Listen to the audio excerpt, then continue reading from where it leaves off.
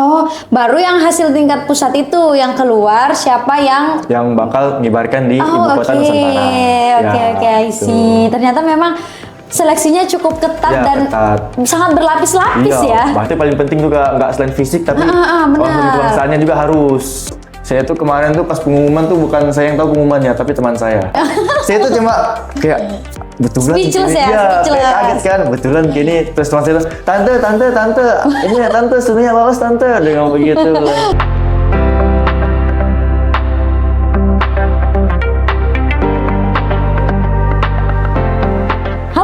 Ketemu lagi dengan aku, Aifa, di Lewat Kata. Dengan kata kita bersua, dengan kata kita bercerita, karena lewat kata kita menginspirasi bersama. Kali ini aku nggak sendirian tentunya. Seperti episode sebelumnya, kita akan ditemani dengan pemuda yang menginspirasi di Kutai Timur. Yang tentunya Lewat Kata hadir untuk memberikan wadah nih buat teman-teman pemuda yang ada khusus di Kabupaten Kutai Timur. Dan hari ini kita udah datang bintang tamu atau narasumber kita, seseorang yang sangat di usia mudanya. Kalau tadi kemarin kita udah sama yang lulus gitu ya bahasanya, sekarang ini dia masih sekolah. Tentu saja sangat menginspirasi buat teman-temannya, nggak cuma di sekolah tapi buat di tingkat bahkan provinsi ke nasional. Kita sambut dengan tepukan yang meriah, Kak Sunu. Kurang meriah, Oke, Kak Sunu gimana nih kabarnya hari ini? Alhamdulillah baik. Oke, gimana perasaannya Kak podcast di tempatnya Lewat Kata nih? Kalau perasaan sih kayaknya lebih deg-degan ya daripada ngibar di kayak kemarin. Iya asik ya. Oke, ngomong-ngomong soal pengibaran nih Kak. Sebelum kesana, Kak Aifa nih pengen Kak Aifa nggak tahu kita seumuran gak sih? Oke, jadi aku tuh penasaran banget sih sebenarnya sama orang-orang tuh yang berlatar belakang kayaknya Kak Suni ini secara gizi ya kalau kata ilmu kesehatan sangat tercukupi sehingga ketika remajanya atau dewasanya sangat memiliki postur yang luar biasa gitu ya. Nah, sebenarnya Kak Sunu ini dari mana? Terus orang tuanya asli sini atau gimana tuh? Kalau saya tuh kebetulan saya lahir di Sangatta pada tanggal 19 Januari 2008. Kalau ibu bersuku Jawa, kalau bapak tuh asli orang sini. Asli orang sini. Ya, terus berarti asli lahir di sini dong ya? Ya, asli Sangatta saya. Kak Sunu sendiri atau ada saudara atau gimana tuh?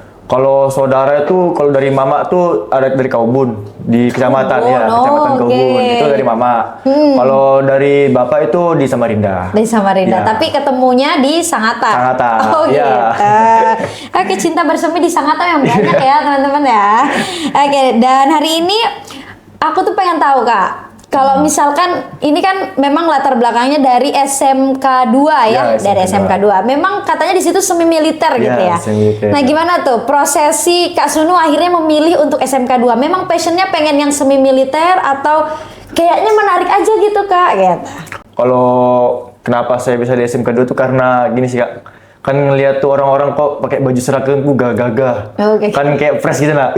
Cakep lah istilahnya. Kayak baru dari kulkas gitu ya. Cakep lah. Iya lagi. Terus kan. Terus. Apalagi kayak semi militer gitu kan, jadi kayak tertarik lah coba-coba. Karena memang prospeknya ke depan mau jadi apa namanya abdi negara gitu ya. Oh iya. Kalau itu sih ada, cuma kan kita nggak tahu nanti kan rezekinya ke depannya gimana kan gitu. Jadi ya mencoba aja lah nanti. Sebelumnya emang SMP di mana? Saya SMP Negeri 1 Sangatta Utara. Oh, SMP Negeri 1. Iya. Oke, jadi dari SMP Negeri 1 terus ngelihat karena memang sering berlalu lalang itu ada SMK 2 kayaknya ya. Di jalan kan lewat-lewat terus tuh kalau pulang pergi kan. Sepertinya memang nggak cuman Sunu ya. Banyak nih aku dengar-dengar teman-teman yang masuk SMK 2 itu karena pada mulanya memang karena look-nya dulu gitu. Kayak keren aja gitu ya. Iya, betul. Terus setelah masuk nih, ternyata SMK 2 gimana tuh? Ya didikannya sih kan semi militer juga pasti kan ada senioritas lah, tapi kan tetap di situ kan tidak ada kekerasan. Paling kan hukuman ya push up itu kan demi kebaikan badan kita sendiri kan. Secara otomatis tuh postur kita tuh bakal terbentuk dari itu. Jadi memang setiap hari itu latihannya semi militer gitu ya. Dan So wajar kalau memang rata-rata teman-teman SMK 2 itu badannya kalau kita bilang terbentuk Ya, terbentuk lah. terbentuk gitu ya. Oke. Nah, kalau misalkan nih kemarin kita langsung nyambung ke pengalamannya Kak Sunu nih. Kemarin kan memang fokusnya adalah memang suka dengan kegiatan-kegiatan kemiliteran. Ya, betul. And then daftar di apa namanya Paskib ya? Ya, Paskibraka. Memang di sana ada ekskulnya kah atau inisiatif sendiri ekstrakurikuler di luar sekolah atau gimana tuh? Kalau ekskulnya tuh ada, namanya tuh Paskas kalau di sekolah. Tapi dasarnya saya tuh bukan Paskas. Saya tuh pertama tuh masuk Paspora. Apa Pasukan tuh? Pedang Pora. Gimana tuh Kak? Itu Baru tuh yang denger nih kalau biasanya Kak tuh yang kayak nikahan tuh, yang perwira-perwira pakai pedang pora. Oh, itu namanya Paspora. Ya, Paspora. Oke, kalau pas mantap udah hebat ya. Ya aku tua banget deh. Oke, terus gimana tuh? Setelah dari situ Nah, akhirnya akhirnya tuh ada senior saya yang kebetulan tuh dia purna Paskibraka. Dia tuh nawarin, "Dek, nanti mau kah coba tes Paskibraka?" Dari guru-guru juga ada yang ngomong gitu, "Nanti daftar ya Paskibraka," gitu. mungkin karena memang gesturnya juga kayaknya cocok nih Sunu ya, jadinya direkomenin Ya, sama banyak sama oke, orang-orang oke, itu oke. kan disuruh. Terus gimana tuh tahapan seleksi? Apakah memang dari SMK yang awalnya ada berapa orang gitu? Kalau kemarin tuh kebetulan tuh kan kuotanya tuh nggak ada batasan. Jadi tuh tiap perwakilan sekolah tuh bisa sebanyak-banyaknya, bisa 20, bisa 30 tergantung kebutuhan sekolah masing-masing. Tuh, jadi yang kalau misalnya mau daftar nih silakan daftar, nggak ada batasan. Oke, tiap oke. ini. Tuh. Terus setelah dibentuk nih timnya, tim Paskib, Kalau di sekolah namanya Paskas. Paskas. Ya. Oke, dibentuk tim Paskasnya untuk bisa dapat seleksi untuk ikut ke jenjang selanjutnya itu gimana tuh? Itu tuh kita tuh persiapan sih. Kan biasanya tuh kan kita tuh diseleksi memang dari senior kan, dari pertama fisik. Misal si A nih memenuhi fisiknya, oke, masuk. Ini juga kayak wawasan kebangsaannya memenuhi. Oke. Ya, karena itu paling penting juga, nggak selain fisik tapi benar. wawasan kebangsaannya juga harus itu. Berarti ternyata tesnya Ya. tuh nggak cuman secara Fisik, look ya. sama kekuatan, tapi juga ada Nilai-nilai kebangsaannya. nilai-nilai kebangsaan. Jadi itu tes tertulis gitu ya? Ya, tes tertulis itu Kak. Oke. Seperti itu. Abis itu di-rate nih nilainya, dijumlahin gitu ya. Ya. Nah, abis itu ke jenjang yang Selanjutnya tuh lanjut ke tingkat kabupaten kota. kabupaten kota. Oh, yang Ya. mengibarkan di Kutim gitu ya? Ya, di Kutim, Oke, gitu. terus aku masih bingung nih sampai tahapan ke nasional ya. Itu kan selanjutnya setelah saya ngikutin di sekolah udah selesai nih. Perwakilan dari sekolah lanjut ke tingkat kabupaten kota. Di kabupaten kota tuh ada 200-an lebih kalau nggak salah yang daftar. Wow. Ya, di Kutim itu. Seluruh sekolah yang ada di SMA, seluruh Ya. SMA yang ada di Kutim. Ya, sebanyak 200 orang tuh. Habis itu alhamdulillahnya saya lolos. Kalau nggak salah tuh yang lolos tuh ada 2 putra sama 2 putri. Itu Oke. lanjut ke tingkat provinsi. Provinsi. Ya. Oh, oke. Terus di tingkat provinsi, seluruh perwakilan provinsi diseleksi lagi. Bukan provinsi, kabupaten. Kabupaten kota yang ada di Kabupaten Kaltim. kota yang ada di Kaltim. Ya. Oh, gitu. Dikumpulin, diseleksi. Oke. Habis itu nanti yang lolos dari situ, Lanjut, kemarin tuh setelah seleksi di provinsi, alhamdulillahnya kepilih lagi, lanjut ke tingkat pusat di Jakarta seleksinya. oh, baru yang hasil tingkat pusat itu yang keluar siapa yang Yang bakal ngibarkan di ibu kota oke. Nusantara. Oke, I see. Ternyata memang seleksinya cukup ketat Ya, dan ketat. sangat berlapis-lapis Iya, ya. banyak. Banyak pokoknya itunya. Oke. Dan akhirnya Sunu terpilih nih, Kak. Dan keren banget sih menurut aku ya, karena perwakilan dari Kutai Timur. Ya. Ada nggak sih biasanya nih kalau misalkan kita jadi perwakilan dari Sangatta, sering banget loh ada kalimat Sangatta tuh di mana? Gitu. Pernah nggak kayak Oh, gitu juga? pasti gitu banyak. juga. Emang. Kalau ini sih kemarin kan teman saya kan banyak kan yang dari luar daerah kan pasti ngomong Kalimantan Timurnya daerah mana, kan orang kan banyak kenalnya tuh pasti Samarinda. Iya benar. Balikpapan, Samarinda, Balikpapan. Tenggarong itu. Tenggarong. Saya ngomong Sangatta, Sangatta daerah mana Sangatta banyak. Ini Kutai Timur saya Oh, ya. jelaskan. Kenapa kamu nggak bilang dia ada di Afrika gitu? Misalnya kan kayak lebih jauh aja gitu. Kata Kak Billy sih gitu.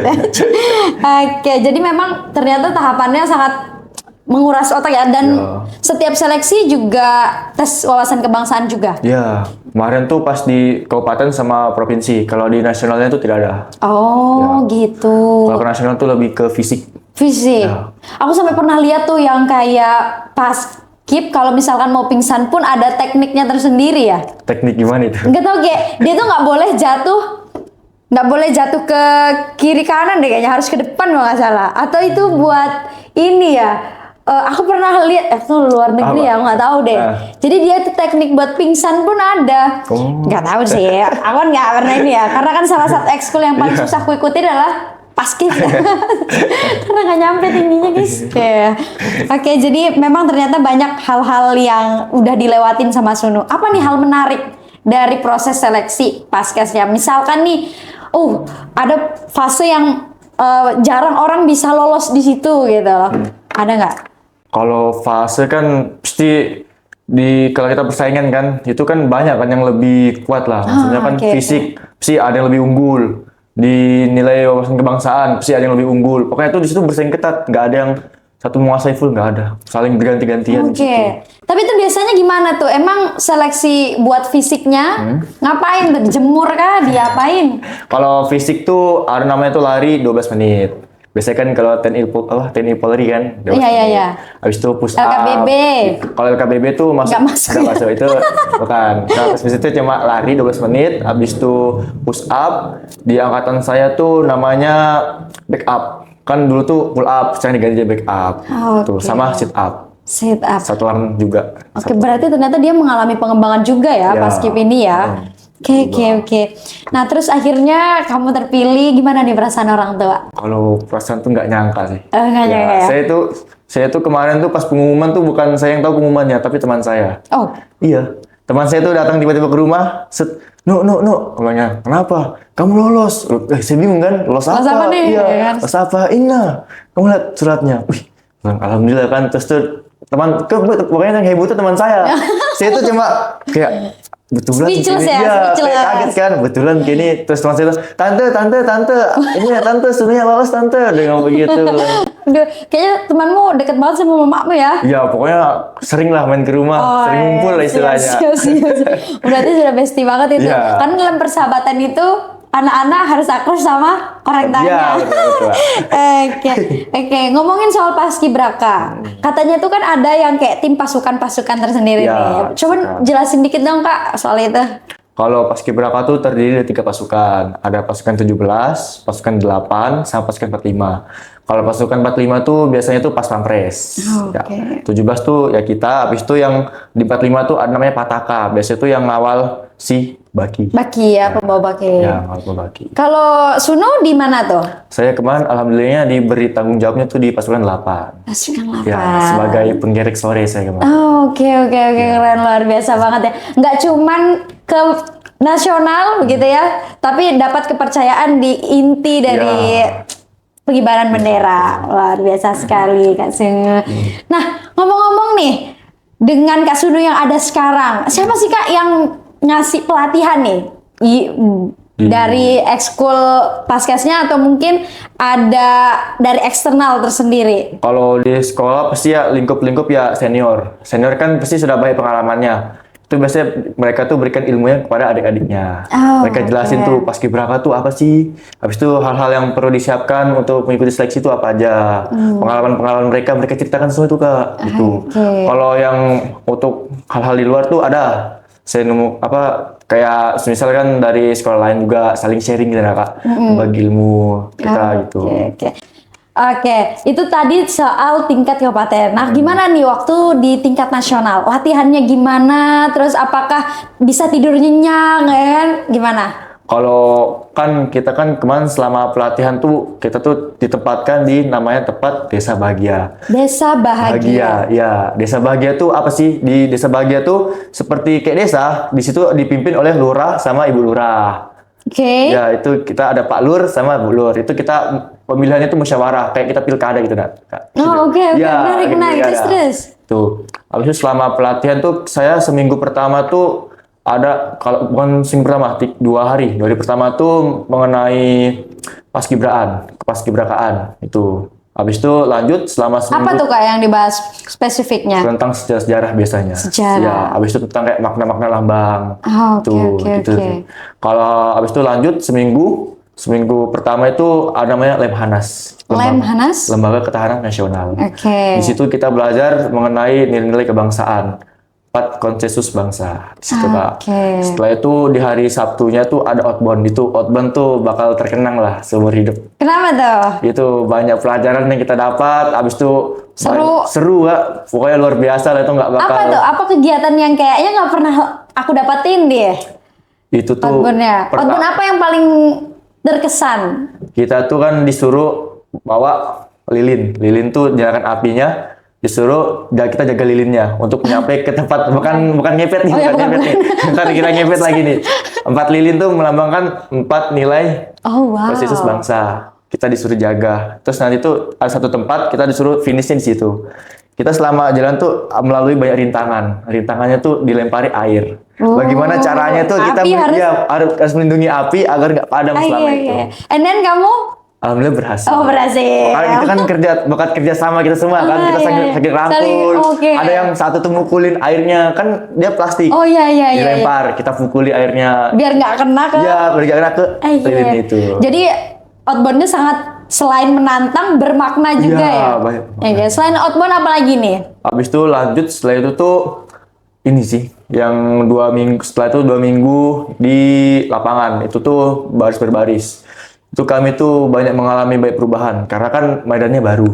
Kita kan belum tahu medannya gimana. Lapangan sama, cuma medannya tuh baru. Kan biasanya formasi kan yang pertama tuh 17, 8, 45. Sekarang berubah kan di TV tiba-tiba 8, habis itu 17, di sebelah kanan tuh 45. 45. Ya, jadi itu mereka berdua nyatu di tengah-tengah.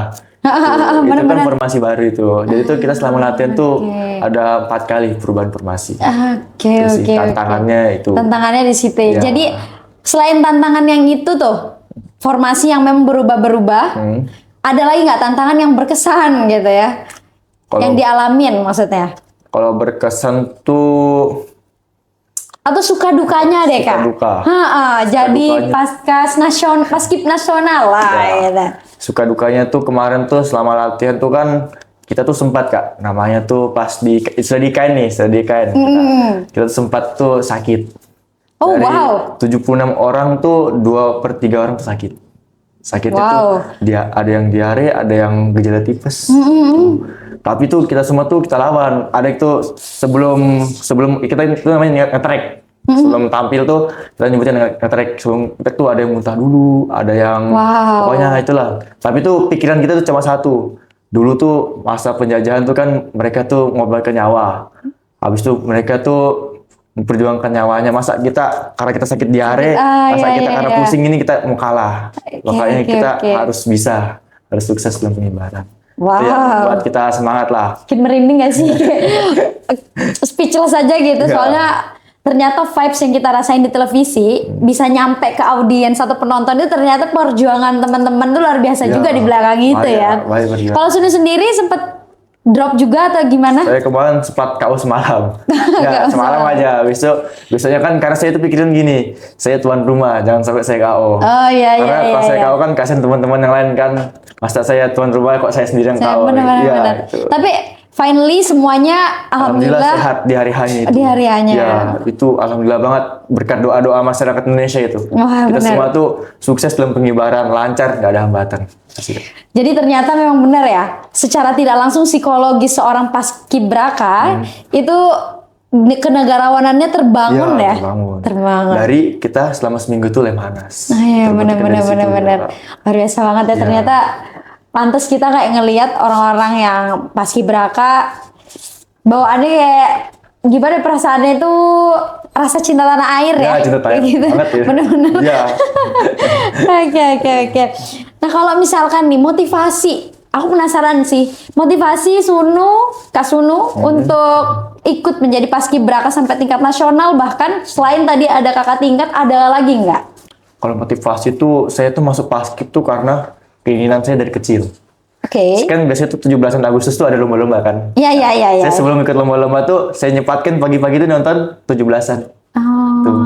17-an tuh kadang sama bapak sama ibu. Di situ tuh kadang cerita tuh ibu bilangnya, ibu dulu tuh pernah paskibraka tingkat kecamatan gitu. Dia tuh cerita gini selama latihan. Habis itu bapak juga tuh cerita kalau dia dulu tuh selama 17-an tuh jualan. Dari mereka yang lain upacara tuh bapak jualan di pinggiran. Oh, oke. Tuh, karena kan bapak dulu kan almarhum tuh sudah nggak ada. Jadi bapak tuh mau nggak mau harus bantu ekonomi keluarga. Oke. Ya gitu. Jadi tuh saya tidak langsung kan saya kayak kayaknya paskibraka nih seru deh. Bukan masalah gagah-gagahan. Ternyata tuh paskibraka tuh banyak nilai-nilai yang lainnya. Iya, benar-benar. Kayak kita tuh makin cinta tanah air, makin jiwa nasionalisme kita tuh makin tumbuh lah. Dan kedewasaan juga sih ya. Kedewasaan, ya. Benar-benar. Sih kalau itu motivasi saya tuh, makanya saya mau coba paskibraka. Jadi bisa dibilang kedua orang tua ya yang menjadi Ya. alasan terkuat Sunu bisa sampai ke nasional. Luar biasa sekali. Tepuk tangan dulu dong buat ya Sunu, luar biasa sekali. Oke. Hari ini to be honest, aku seneng banget sih bisa ketemu langsung sama Kak Sunu karena ya, sebenarnya pas SMA pengen banget ya. Ini berkali-kali aku sampein, aku pengen banget dulu pas KIP karena kayaknya bukan soal kerenan bener, Ya. cuman kayak teman-teman aku yang pas KIP tuh pengetahuan soal kenegarawanannya luar biasa Ya. gitu. Ya. Dan itu kan nggak terpublish ya. Dan memang sudah ada pelatihan khususnya, Ya, itu yang ada bikin kita khususnya. senang Ya, gitu. betul. Kalau aku kan dulu cuman ini ya gerak jalan ya kan. Iya. Kalau gerak jalan kan nggak ada ukuran tinggi ya, satu kelas bisa. Gitu. Tapi itu ada kenangannya juga. Bisa aja lah kamu. Oke, Sunu, buat menutup podcast kita pada hari ini, aku pengen dong beri semangat nih buat teman-teman kita, para pendengar podcast kita dan penonton podcast kita, biar bisa seperti Kak Sunu dari pengalaman yang sudah dia jalanin. Sebelumnya saya mengucapkan banyak terima kasih kepada Bapak dan Ibu saya, saudara-saudara saya, Ibu, Bapak guru saya yang dari SMK, SMP, SD sampai dari TK juga. Itu masih ingat tuh. Sampai sekarang saya tuh kayak kaget tuh kadang, masih ingat ternyata. Oh, itu. bangga berarti beliau. Habis itu teman-teman juga yang selalu support. Habis itu dari pihak Kesbampol, Ibu Harpiah sama Bapak Tejo selaku Ketua Kesbampol Kutim. Habis itu juga dari Bapak Bupati Kutai Timur sama PJ Gubernur juga yang support lah, saling support gitu. Saya banyak terima kasih atas doanya. Alhamdulillah kami Paskibraka 2024 tingkat pusat 2024 Paskibraka 2024 alhamdulillahnya sukses dalam pengibaran. Itu semua kan tanpa doa tuh kita bukan siapa-siapa. Oh iya, luar biasa. Kita lancar karena doa dan dukungannya tuh. Yang buat terharu tuh pas kemarin tuh dari turun bandara tuh dari Jakarta sampai ke Balikpapan. Itu kan kita tuh habis landing naik bis. Kan pasti banyak nonton kan. Pikir-pikirin kan orang-orang nunggu kan. Tuh kita liatin mereka tuh bayang teriakin, "Ayo Paskibraka semangat." Kan ada sejarah. Tuh jadi itu kayak terharu gitu nah kayak Iya, aku juga terharu.